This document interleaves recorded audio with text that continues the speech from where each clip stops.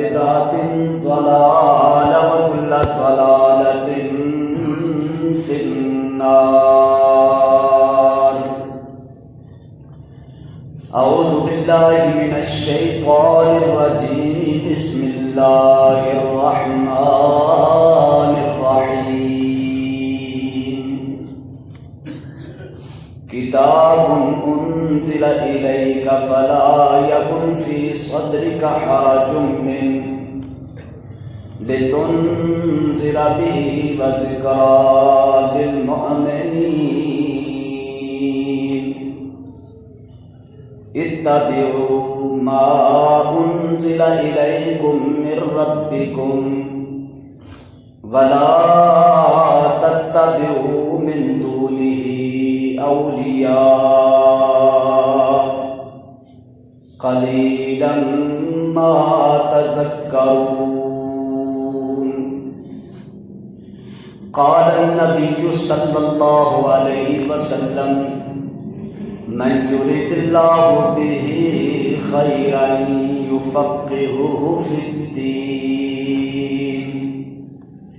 صدق الله وصدق رسوله النبي الكريم. رب اشرح لي صدري ويسر لي أمري واحلل عقدة من لساني يفقهوا قولي. رب زدني علما رب زدني علما رب يسر ولا تعسر وتمم بالخير. ہر قسم کی حمد و ثنا اللہ رب العالمین کے لیے ہے. ان گنت بے شمار لاتعداد درود و سلام اللہ کے آخری نبی جناب محمد رسول اللہ صلی اللہ علیہ وآلہ وسلم پر. اللہ رب العالمین بہت مہربان ہے. اس کی مہربانی کی دلیلوں میں سے سب سے بڑی واضح دلیل یہ ہے کہ اس نے اپنے بندوں کو صراط مستقیم عطا کر کے جنت کا وارث بنانے کے لیے اپنی کتاب اور اپنے پیغمبروں کا سلسلہ شروع فرمایا تاکہ اللہ کے بندے گمراہ نہ ہو جائیں، بھٹک نہ جائیں، سیدھی راہ پر رہیں. تو اس سیدھی راہ پر رکھنے کے لیے جو اس نے بندوبست فرمایا ہے یہ بہت بڑا اس کا احسان ہے. اللہ تعالیٰ نے اپنی آخری کتاب قرآن مجید نازل فرما کر اور اپنا آخری پیغمبر جناب محمد مصطفیٰ صلی اللہ علیہ وسلم عطا فرما کر دنیا کے لوگوں کو بہت واضح اور روشن راستہ عطا فرمایا تاکہ وہ شیطان کی چالوں سے بچ جائیں، شیطان کے حملوں سے بچ جائیں، شیطان کی طرف سے جو نقصان اور تباہی پیشانیوں سے بچ جائیں. اور یہ بھی واضح فرمایا کہ شیطان کی ہر چال وہ کمزور بھی ہے، بری بھی ہے اور وہ انتہائی خراب بھی ہے. اگر انسان اللہ کی دی ہوئی عقل سے غور کرنے لگے تو شیطان کی ہر راہ اور ہر چال عقل کے بھی خلاف ہے. اور اللہ تعالیٰ نے جو رہنمائی فرمائی، جو ہدایات دی، ان پر غور کیا جائے تو ہر عقل سلیم والا، صحیح عقل والا وہ ضرور یہ بات کہے گا کہ یہ باتیں درست ہیں، یہ فائدہ مند ہیں.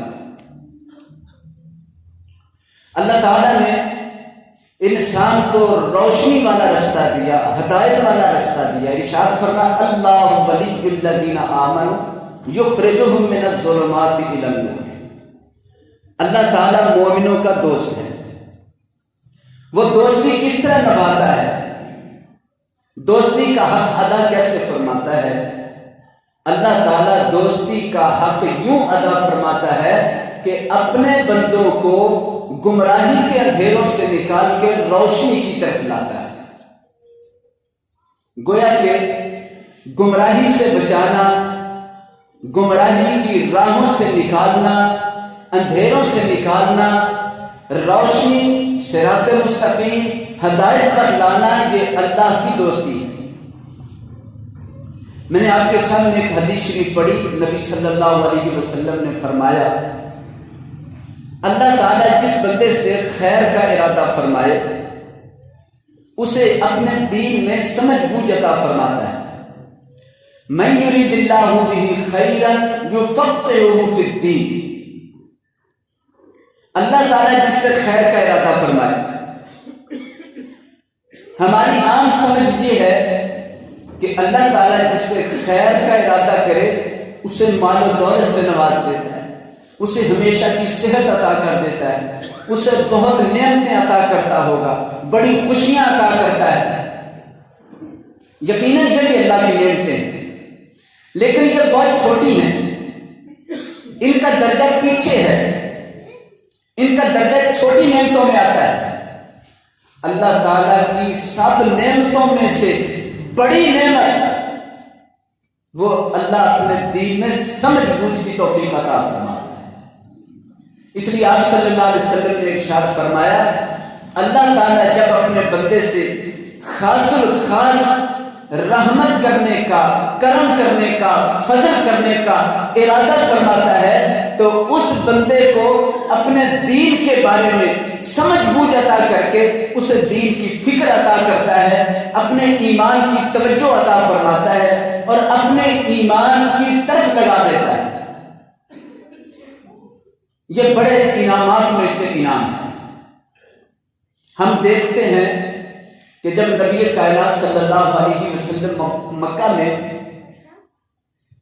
ایمان کا، دین کا اعلان فرماتے ہیں، اس وقت بہت سارے لوگوں کے مختلف رویے تھے۔ رویہ ہر بندے کی اپنی عادت ہے، اپنی عادت کے مطابق انسان دوسروں سے پیش آتا ہے۔ مکہ کے لوگ جب نبی پاک صلی اللہ علیہ وسلم سے توحید سنتے ہیں، توحید کیا چیز ہے؟ جو سارے نبیوں نے پہلے دن سنائی، سارے نبیوں نے اپنی نبوت کا آغاز، اپنی دعوت کا آغاز، ایمان کا آغاز توحید سے کیا۔ توحید بنیاد ہے، بنیاد۔ جب تک بنیاد ٹھیک نہ ہو تو کچھ بھی ٹھیک نہیں۔ اگر بنیاد مضبوط ہو، سیدھی ہو، ٹھیک ہو، پکی ہو، پھر عمارت قائم ہوتی ہے، عمارت ٹھہر جاتی ہے، عمارت مضبوط ہو جاتی ہے۔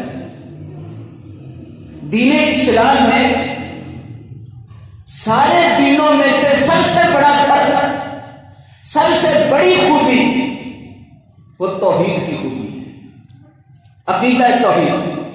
اس لیے اللہ تعالیٰ نے قرآن مجید میں فرمایا ان لوگوں سے کہہ دو قل تعالوا الی کلمۃ سواء بینکم وبیننا الا نعبد الا اللہ، ان لوگوں سے کہو اس بات پر آؤ جو سارے دینوں کے اندر برابر موجود ہے، اور وہ یہ ہے کہ اللہ کے علاوہ عبادت کسی اور کی نہیں کرنی۔ اللہ کے علاوہ کسی اور کو عبادت کا حق ہی نہیں ہے۔ یہ کام اللہ کے علاوہ کسی اور کو سجدہ، کسی اور کو رکوع، کسی اور کا قیام، کسی اور کو قربانی، کسی اور کے لیے یہ عبادت، ریاضت، کسی اور سے مانگنا، کسی اور کے لیے طواف کرنا، یہ سارے اللہ کے حق ہیں۔ کسی اور کے لیے کیے جائیں تو ناحق ہے، ظلم ہے، باطل ہے۔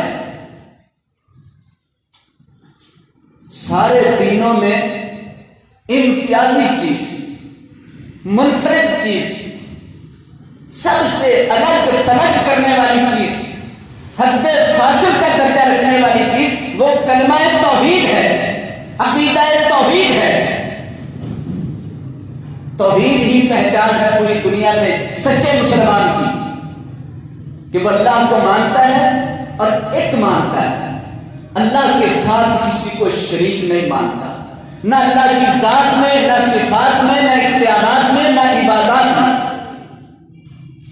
یہ چار چیزیں ایسی ہیں قرآن نے کھول کھول کے بیان فرمایا، لوگوں اللہ کو ذات میں بھی ایک ہی رکھو، اللہ کو صفات میں بھی ایک ہی رکھو، اللہ کو اختیارات میں بھی ایک ہی رکھو، اللہ کو عبادت کے لیے بھی یکتا ہی مانو۔ یہ توحید ہے۔ نبی پاک صلی اللہ علیہ وسلم نے توحید سے آغاز فرمایا، مکہ کے لوگوں نے توحید سنی، ان سننے والوں میں اپنے بھی تھے، بیگانے بھی تھے، بڑے قریبی رشتہ دار بھی تھے، دور کے بھی تھے،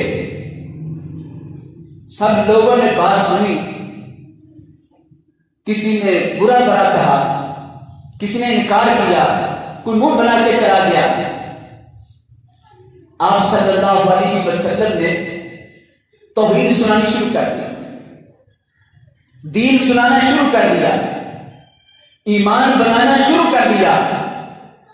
اللہ نے جو روشنی آپ کے دل میں اتاری، آپ صلی اللہ علیہ وسلم دوسرے کے دلوں کو بھی روشن فرمانے لگے۔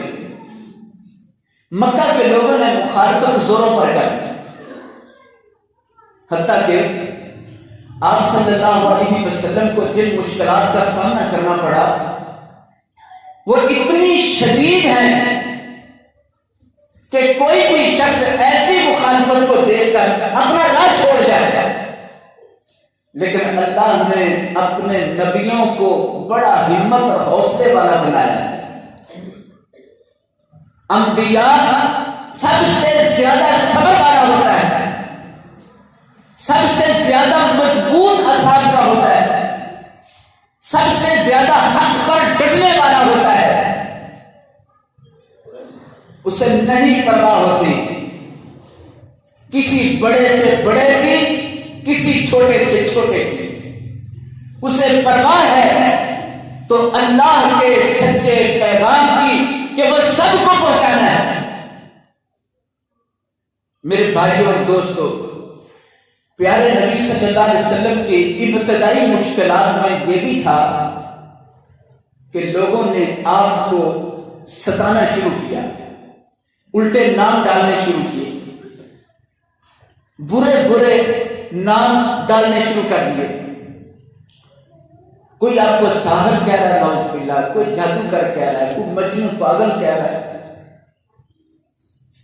کوئی آپ صلی اللہ علیہ وسلم کے بارے میں یہ کہہ رہا ہے یہ شاعر ہے، کوئی آپ صلی اللہ علیہ وسلم کا نام بگاڑ بگاڑ کے کوئی اور نام بناتے جا رہے ہیں۔ آپ صلی اللہ علیہ وسلم نے ان کی ان باتوں پر پرواہ نہیں کی۔ پھر اس سے اگلا درجہ آیا کہ ہم اتنا کچھ کہہ رہے ہیں، جواب نہیں دے رہے۔ اور آپ جانتے ہیں جب کوئی بڑی مخالفت کے لفظ بولے، چپ کر جانے سے اس شخص کو اور غصہ آتا ہے، وہ اور بھڑکتا ہے۔ آپ صلی اللہ علیہ وسلم نے جاہلوں کی جہالت کا جواب نہیں دیا۔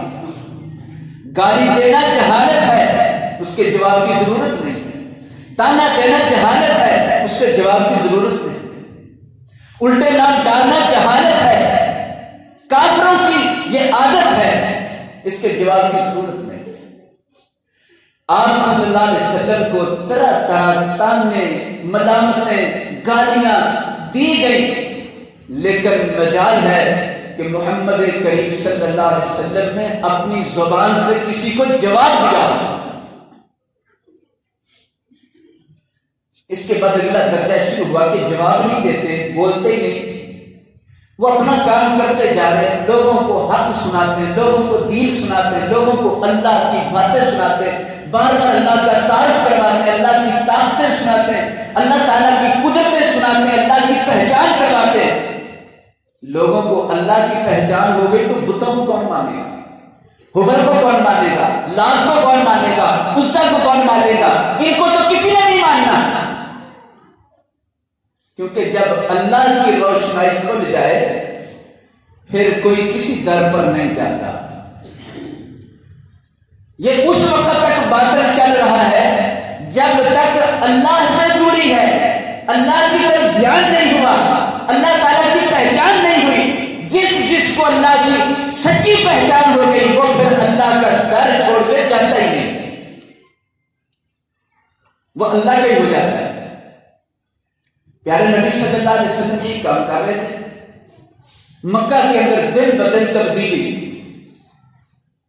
آج 2 لوگ مسلمان ہوئے، اگلے دن 3 ہو رہے ہیں، اگلے دن 5 ہو رہے ہیں، تعداد میں اضافہ ہو رہا تھا۔ اور اس اضافے کے اندر جو بہت تیزی آ رہی تھی اور جلدی سے لوگ شامل ہو رہے تھے، ان میں غریب لوگ تھے، پہلے نمبر پر غریب لوگ داخل ہو رہے تھے۔ اس کی بھی بڑی وجہ ہے کہ آپ صلی اللہ علیہ وسلم کے دور میں صرف غریب لوگ نہیں آگے بڑھے نیکی میں، ایمان میں، ہر دور میں ہر نبی کا ساتھ دینے کے لیے مشکل ترین حالات میں سب سے پہلے اپنی جان ہتھیلی پر رکھ کر نبی کا ساتھ دینے والے آئے ہیں تو غریب آئے ہیں۔ قرآن گواہی دے رہا ہے، کمزور آگے آ گئے، ایمان لے آئے، جو کہتے نا کھانے کو کچھ ہو، مال و دولت کی کثرت، پھر اللہ کو انسان مانے، پھر اللہ کی عبادت کریں گے۔ نہیں میرے بھائی، یہ نہیں فلسفہ، یہ غلط فلسفہ ہے۔ قرآن واقعات سناتا ہے کہ سب سے زیادہ نبیوں کی مخالفت ان لوگوں نے کی جن کے پاس دنیا کا مال زیادہ تھا، سہولت زیادہ تھی، دنیا کی آسائشیں زیادہ تھی، دنیا کے عہدے زیادہ تھے۔ جن کے پاس طاقت زیادہ تھی انہوں نے مخالفت زیادہ کی، اور جو کمزور تھے، خالی تھے، بھوکے تھے، پہننے کو مکمل لباس بھی نہیں تھے، انہوں نے اس دین کو قبول بھی کیا، اس پر جان بھی لٹائی ہے، فرما برداری کی مثالیں قائم کر دی۔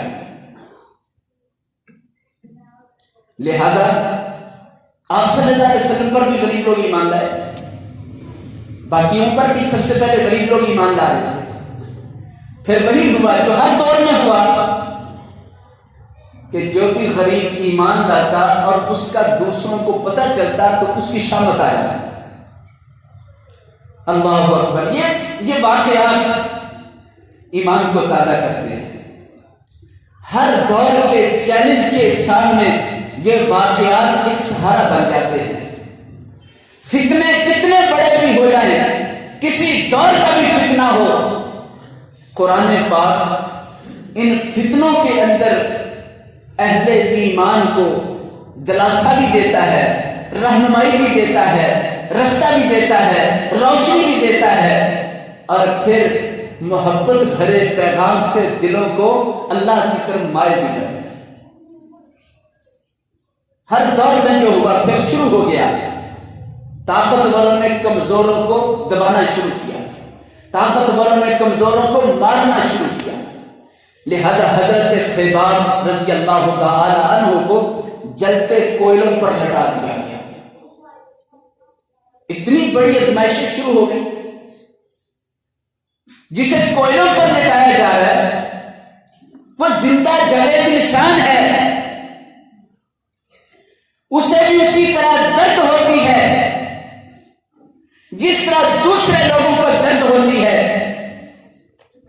نہ اس نے چوری کی، نہ ڈاکہ ڈالا، نہ قتل کیا ہے، نہ کسی سردار کو کے ساتھ کوئی بدتمیزی کی، نہ گالی دی ہے، آخر اسے کس بات کی سزا دی جا رہی؟ کیوں سزا دی جا رہی؟ صرف ایک بات ہے کہ تو نے کلمہ پڑھ کر اللہ کے علاوہ باقی سب کی عبادت کا انکار اور جناب محمد رسول اللہ صلی اللہ علیہ وسلم کو اپنا رہبر مان لیا۔ لہذا اب مکہ کے سرداروں نے خباب کو پکڑا اور اسے جلتے کوئلوں کے اوپر لٹا دیا۔ حضرت خباب فرماتے ہیں انہوں نے مجھے پکڑے رکھا جب تک کہ میرے جلد کی، میرے چمڑی کی چربی سے، خون سے وہ کوئلے بجھ نہیں گئے، اس وقت تک مجھے کوئلوں پر جلاتے رہے۔ ان کوئلوں نے اس جلد کو کتنا جلایا؟ حضرت عمر رضی اللہ عنہ کا دور مبارک تھا، یعنی کوئی 30 سال بعد کی بات سمجھ لیں۔ 30 سال گزر جانے کے بعد ایک دن سیدنا عمر رضی اللہ عنہ فرمانے لگے، خباب ہم سارے ساتھی بیٹھے، اللہ نے بڑی فتوحات دی ہیں، بڑی دور تک اسلام پھیل۔ آج میں چاہتا ہوں کہ جو شروع اسلام میں ہمارے حالات تھے، جو مشکلات تھی، مصیبتیں تھیں، میں اسے تازہ کر سکوں، میں معلوم کر سکوں، محسوس کر سکوں۔ اے خباب، اپنی کمر سے کپڑا اٹھاؤ اور سب کو دکھاؤ کہ اسلام کے لیے کتنی تکلیفیں اٹھانا پڑی۔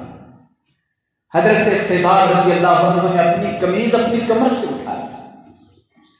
آج ہمیں ڈر ہے کوئی ہمیں تانا نہ دے دے، کوئی ہمیں برا بھلا نہ کہہ دے، ملامتیں نہ کر دے، ہماری برادری، ہماری رشتہ داری نہ ختم ہو جائے۔ بھائی کچھ بھی ختم نہیں ہوگا، جو اللہ کے لیے کام ہوتے اللہ ان میں مددگار ہوتا ہے۔ حضرت خباب نے جب کپڑا اٹھایا، سب نے دیکھا اتنے گہرے گڑے تھے، کمر ساری بھری ہوئی تھی، بڑے بڑے انچ جتنے گڑے بنے ہوئے تھے۔ 30 سال گزر گئے، وہ گڑے نہیں بھرے، وہ نشان ختم نہیں ہوئے۔ خباب کے عیشا کے نشان تھے۔ خباب بتانے لگے، امیر المومنین، جب میں مسلمان ہوا، مکہ کے سرداروں کو، مکہ کے وڈیروں کو، مکہ کے بڑوں کو پتہ چلا، انہوں نے مجھے تپتے ہوئے کوئلوں پر لٹا دیا تھا۔ جب تک وہ کوئلے میری چربی کی وجہ سے، میرے خون کی وجہ سے بجھے نہیں، اس وقت تک انہوں نے مجھے کوئلوں سے نہیں اٹھایا۔ یہ اسلام کی وجہ سے کوئلوں کے نشان ہیں۔ یہ مصیبتیں جھیلنا،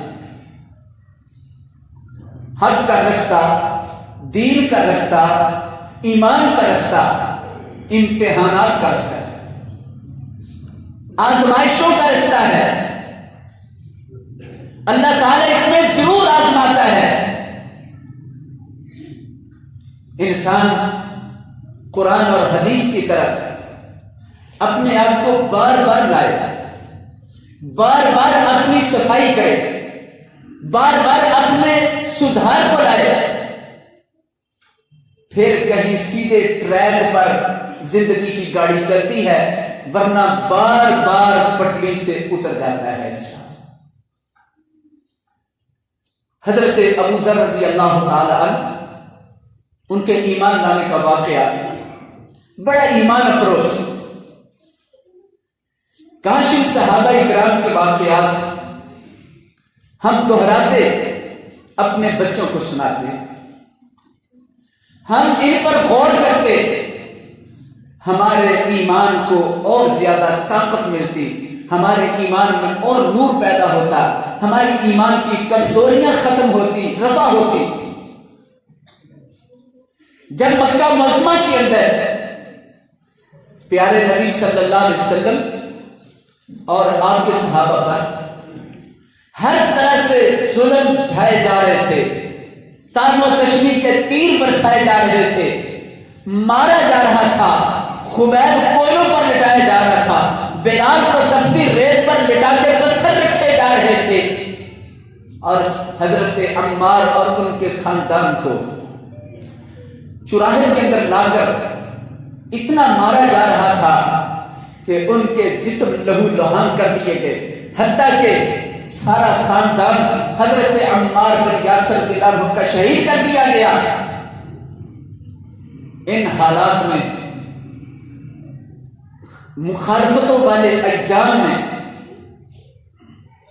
دور دور خبریں پہنچی کہ مکہ کے اندر ایک رب کی عبادت کے لیے اور ایک رب پر ایمان لانے کی دعوت دینے کے لیے اللہ نے ایک نبی مبعوث کر دیا ہے،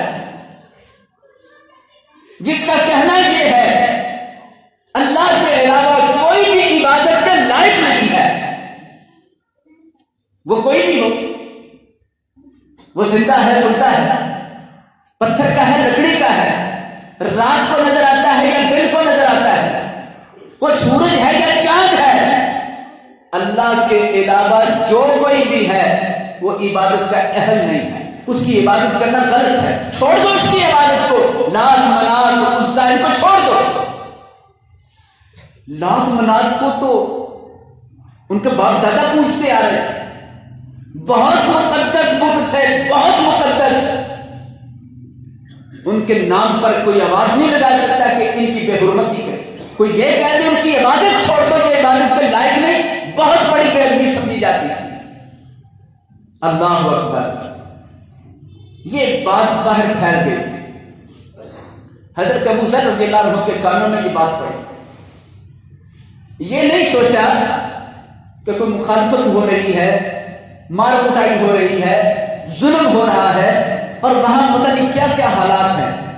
حالات کو رکھو ایک طرف، حق کیا ہے، سچ کیا ہے، وہ بھائی درست کیا ہے۔ اپنے بھائی سے کہنے لگے، میرے بھائی مجھے یہ خبر ملی ہے مکہ کے اندر ایک شخص نے یہ بات کہی ہے کہ وہ اللہ کا نمائندہ ہے، وہ اللہ کا پیغمبر ہے، میں چاہتا ہوں کہ اس کو پہچانا جائے، کیا وہ سچ کہتا ہے یا جھوٹ کہتا ہے، وہ کہنے والا خود کیسا ہے، میں یہ تحقیق کرنا چاہتا ہوں۔ اللہ اکبر، یہ تحقیق جب انسان خالص نیت سے کرنے لگتا ہے کسی بھی معاملے کی، اور پھر اللہ کے دین کی تحقیق ہو تو اللہ مدد کر دیتا ہے۔ ہم تحقیق نہیں کرتے، غور نہیں کرتے، فرق نہیں نکالتے، صحیح غلط نہیں جاننا چاہتے۔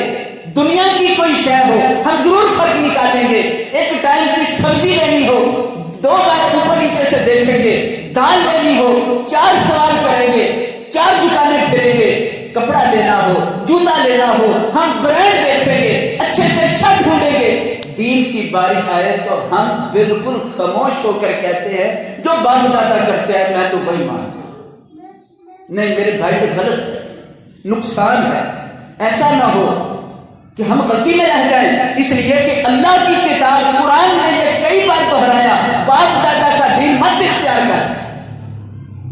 باپ دادا کا رستہ حجت نہیں، باپ دادا کا رستہ نجات کے لائق نہیں، باپ دادا کا رستہ وہ درست ہونا کوئی دلیل نہیں ہے۔ دلیل کیا ہے؟ جو اللہ نے فرمایا، اس کے پیارے نبی نے فرمایا۔ حضرت ابو ذر رضی اللہ عنہ کیا سوچ رہے ہیں؟ یہ نہیں سوچا بہت سارے لوگ مخالف ہیں، 2-4 اس کے ساتھ بندے ہیں، میں کیوں اس کو مانوں، میں کیوں غور کروں اس پر؟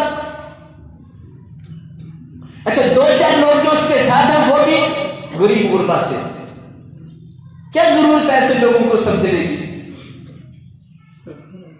کہنے لگے میرے بھائی میں پھر فور نہیں جا سکتا، پہلے تم جاؤ، تم جو مجھے بتاؤ گے پھر میں جا کے وہاں دیکھوں گا۔ حضرت ابو ذر رضی اللہ عنہ نے دور دراز کے علاقے سے اپنے بھائی کو اسپیشل اس کام کے لیے روانہ کر دیا کہ آپ جا کر اس پیغمبر کے بارے میں معلومات لیں، وہاں کے لوگوں سے کچھ پوچھیں، اس کو خود دیکھیں، اس کی باتیں سنیں۔ آخر ان کے بھائی وہاں پہنچے، 2-3-4 دن وہاں رہے۔ مقصد کیا تھا؟ میں نے اس بندے کو چیک کرنا ہے۔ دیکھتے رہے ان کے آنا جانا، بولنا، ان کی بات، جو آسمان سے وحی نازل ہوتی، قرآن میں کیا فرمایا جا رہا ہے، سارا کچھ چیک کیا، غور کیا، دھیان کیا۔ آخر فرق نکالتے ہوئے واپس لوٹے تو کہنے لگے میرے بھائی جتنی مجھے سمجھ ہے، جتنا میں نے غور کیا، جتنا میں نے دیکھا ہے، میں نے اس شخص کو 100% سے بھی زیادہ سچا، بہترین، اعلیٰ پایا ہے، یقیناً وہ اللہ کا نمائندہ ہے۔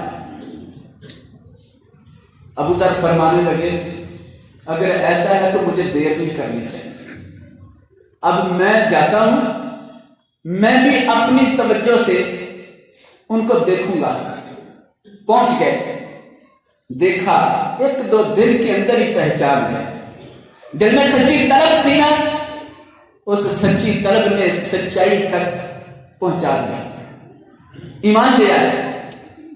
پیارے نبی صلی اللہ علیہ وسلم کے ہاتھ پر ایمان لانے کے لیے ہاتھ رکھ دیا، بیعت کر دیا، مسلمان ہو گئے۔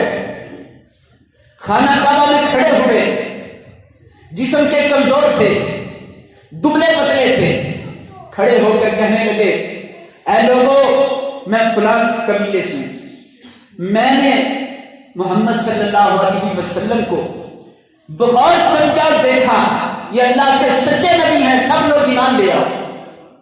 مخالفتوں کا دور تھا، دشمن بہت زیادہ تھے، جو حق کے دشمن بن بیٹھے تھے، ورنہ رشتہ داریاں بھی تھیں، ورنہ تعلق بھی تھے، جانتے بھی تھے، نبی پاک کو سچا صادق امانت دار بھی مانتے تھے، لیکن اب مسئلہ آ گیا یہاں دین کا، یہاں آ کر اختلاف بنا تھا تو پھر دشمنی ہو گئے۔ ان لوگوں نے ابو ذر رضی اللہ عنہ کو پکڑ کے مارنا شروع کر دیا، اتنا مارا بے ہوش کر دیا۔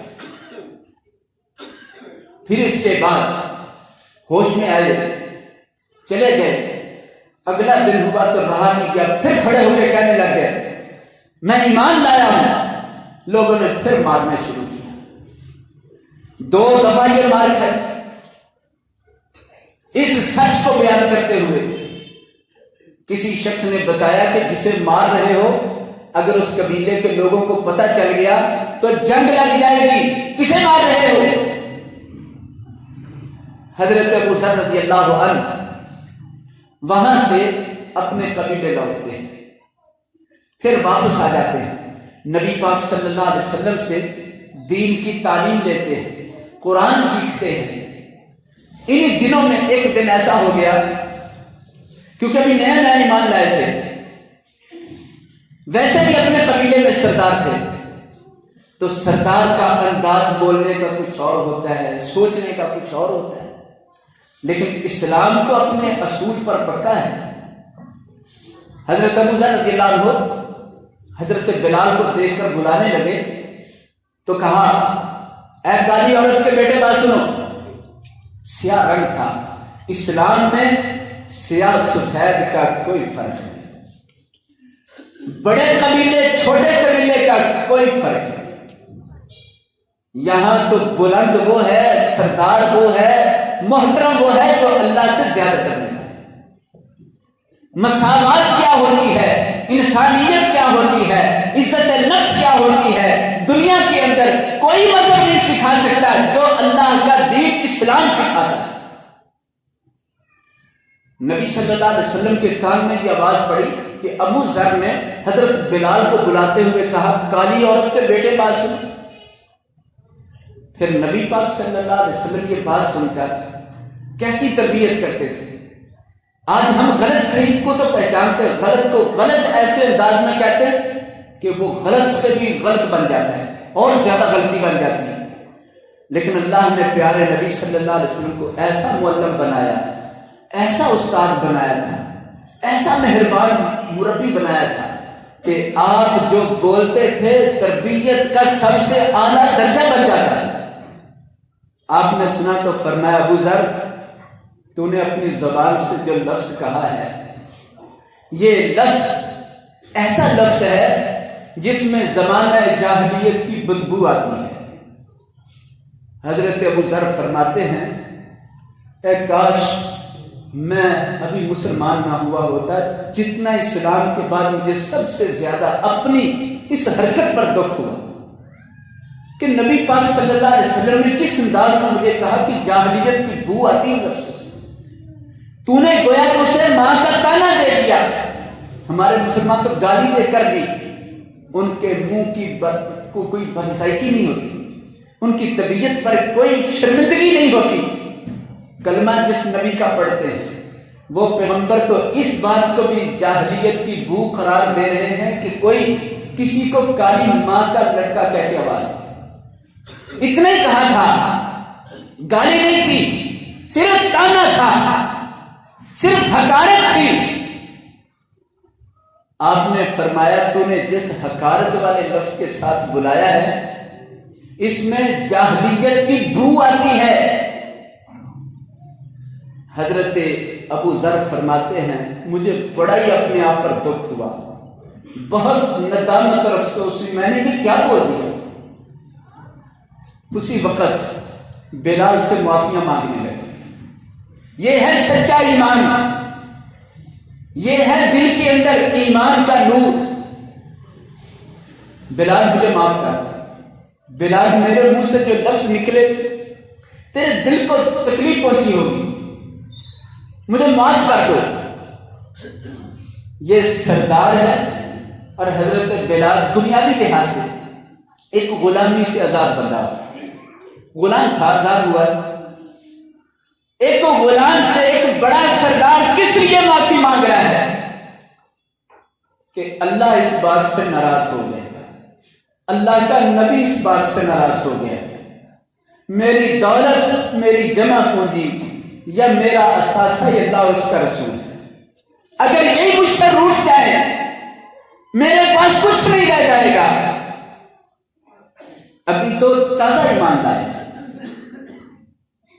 ہمارا اسلام تو بہت پرانا ہے، ہم نے تو ایمان دین کی ساری باتیں اپنے پاس رکھی ہوئی ہیں، لیکن میرے بھائیوں، میرے محترم دوستوں، دین کی تعلیم، دین سیکھنا پڑتا ہے، خود بخود نہیں آتا۔ اچھائی سیکھنی پڑتی ہے، خود بخود نہیں ملتی۔ اچھی چیز محنت سے ملتی ہے، مفت میں حاصل نہیں ہوتی۔ انہوں نے بڑی محنت کی، بڑی ماریں کھائی، بڑے سفر کیے، سب کچھ چھوڑ چھاڑ کر نبی کے غلام بن گئے تھے، اس لیے انہیں قدر تھی اس بات کی۔ آج ہم نے اس دین کے لیے نہ کچھ خرچ کیا، نہ کچھ سفر کیا، نہ اس دین پر قربانی کی، دین کے لیے ہم نے کچھ نہ کیا، اس لیے دین کی اہمیت اور قدر نہیں معلوم کر سکتے۔ حضرت ابو ذر کا واقعہ کس طرح ایمان کو خوشبوئیں مہیا کر رہا ہے، کس طرح ہمیں سبق دے رہا ہے، کس طرح ہمیں سچائی کا رستہ دکھا رہا ہے۔ مسلمان سب سے زیادہ انسانیت سے محبت کرنے والا ہوتا ہے، انسانیت کا خیال رکھنے والا ہوتا ہے، انسانیت کا احترام کرنے والا ہوتا ہے۔ حضرت ابو ذر فرماتے ہیں بلال مجھے معاف کر دو، بلال مجھے معاف کر دو، ساری زندگی کبھی اس زبان سے صرف تو نہیں، کسی کے لیے بھی اب اس طرح کا کوئی لفظ نہیں نکلے۔ ایک صحابی فرماتے ہیں میں مسلمان ہوا تو نبی صلی اللہ علیہ وسلم کے ہاتھ پر ہاتھ رکھ کر جب میں کلمہ پڑھ رہا تھا، میں نے عرض کی اللہ کے رسول صلی اللہ علیہ وسلم مجھے کوئی نصیحت کر دیا۔ فرمایا میرے صحابی میں تجھے نصیحت کرتا ہوں کسی کو بھی گالی نہ دینا، کسی لا تسبن احدا، کسی کو گالی نہ دینا۔ وہ صحابی کہتے ہیں اس کے بعد میں نے کبھی بھی کسی انسان کو تو کیا، میں نے کسی جانور کو، کسی پرند کو بھی گالی نہیں دی۔ یہ تھا ایمان، یہ تھی تعلیم نبوی صلی اللہ علیہ وسلم۔ آج تعلیم سے دور ہو کر ہم کہیں محبت ہمارے دل میں نبی پاک کی ہے، تو میرے بھائی فرقہ بندیوں سے کچھ نہیں، گروہ بندیوں میں کچھ نہیں، جماعتوں میں کچھ نہیں۔ اپنے دل میں ایمان ہے تو رب اور اس کا رسول راضی ہوگا۔ قیامت کے دن حوض کوثر پر نبی پاک صلی اللہ علیہ وسلم اپنے ہاتھ سے جام کرائے، اور اگر اس دل کے اندر تعلیمات کا احترام نہیں، نہ قرآن کی نہ نبی پاک کی تعلیمات کی، تو پھر کوئی بھی نام لے لے، کوئی بھی اپنا نام رکھ لے، وہ نجات نہیں دلا سکتا۔ وہ صحابی کہتے ہیں میں نے کسی کو کبھی گالی نہیں دی، نہ جاندار کو نہ بے جان کو، نہ انسان کو نہ جانور کو، نہ پتھر کو نہ دیوار کو، میں اب کسی شے پر، کیونکہ میں نے اپنے پیغمبر کی زبان سے سنا گالی کسی کو نہ دی۔ حضرت ابو ذر فرماتے بلال مجھے معاف کر دو۔ حضرت بلال فرمانے لگے میں نے معاف کر دیا۔ کہنے لگے میرے دل کو سکون نہیں آ رہا کہ میں کس طرح تیرے اس کہے ہوئے الفاظ کا میں مداوع کر سکوں، ان کے سامنے زمین پر لیٹ گئے۔ بلال اپنا پاؤں میرے منہ پر رکھو تاکہ مجھے پتہ چل جائے کہ سرداریاں کچھ نہیں، ایک مسلمان کی شان اللہ نے بہت اونچی رکھی ہے۔ میں نے جو تمہیں کہا میرے منہ پر پاؤں رکھو اپنا۔ حضرت بلال عرض کرنے لگے کہ میں ایسا کیوں کروں، آپ نہ کریں ایسا۔ حضرت ابو ذر فرمانے لگے نہیں بلال، جب تک میرے اوپر پاؤں نہیں رکھو گے اس وقت تک مجھے یہ اطمینان نہیں ہوگا کہ آپ کے دل سے میرے الفاظ سے جو زخم آیا ہے وہ ختم ہو گیا ہوگا۔ آپ میرے چہرے پر اپنا پاؤں رکھ دیں تاکہ مجھے سمجھ آ جائے کہ اللہ کا دین اتنا بلند ہے، اللہ کا دین اتنا اعلیٰ ہے، پیغمبر کی تعلیم اتنی اعلیٰ ہے کہ کسی سردار کو کسی طرح کی کوئی معافی نہیں ہے۔ یہ تھا ان صحابہ کرام کا اس دین سے محبت، اس دین کو قبول کرنے کے بعد اس کا حق ادا کرنے کا طریقہ۔ اللہ سے دعا ہے اللہ تعالی ہمیں قرآن اور حدیث کے مطابق عمل کرنے کی توفیق عطا فرمائے۔ وما علی البلاغ، استغفر اللہ۔